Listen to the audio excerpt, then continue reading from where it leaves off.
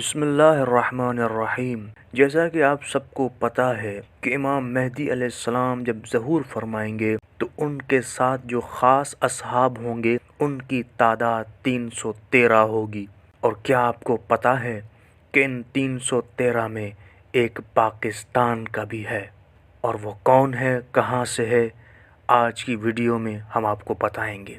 آیت اللہ کاظم قزوینی اپنی کتاب امام مہدی علیہ السلام ولادت سے ظہور تک صفحہ نمبر 329 میں لکھتے ہیں، نہیں معلوم کہ 313 کے عدد میں کیا راز ہے۔ جنگ بدر میں رسول خدا صلی اللہ علیہ وآلہ وسلم کے اصحاب 313 تھے۔ بعض روایات کے مطابق امام حسین علیہ السلام کے ہمراہ کربلا میں شہید ہونے والوں کی تعداد بھی 313 تھی۔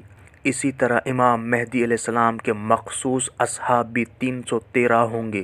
یہ اس وقت زمین پر سب سے زیادہ نیک ہوں گے اور ان میں تمام مطلوبہ صلاحیتیں موجود ہوں گی، اور وہ اپنی تمام سرگرمیاں امام مہدی علیہ السلام کی قیادت، ارشادات اور تعلیمات کے تحت انجام دیں گے۔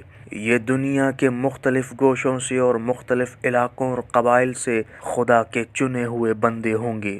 امیر المومنین امام علی علیہ السلام کی خطبۃ البیان میں ان لوگوں کے نام اور ان کے علاقوں کے نام موجود ہیں۔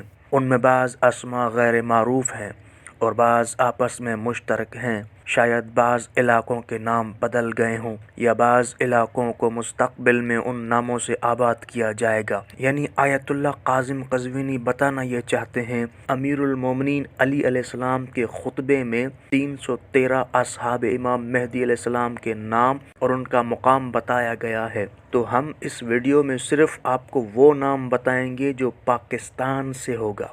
کون ہے وہ پاکستانی جو خوش نصیب ہے؟ کون ہے وہ سعادت مند پاکستانی جو امام مہدی علیہ السلام کے 313 اصحاب میں سے ہوگا؟ تو آئیے ہم آپ کو بتاتے ہیں کہ وہ پاکستانی جو امام مہدی علیہ السلام کے 313 اصحاب میں سے ہوگا وہ کون ہے، اس کا نام کیا ہے، وہ کس علاقے سے رہنے والا ہوگا۔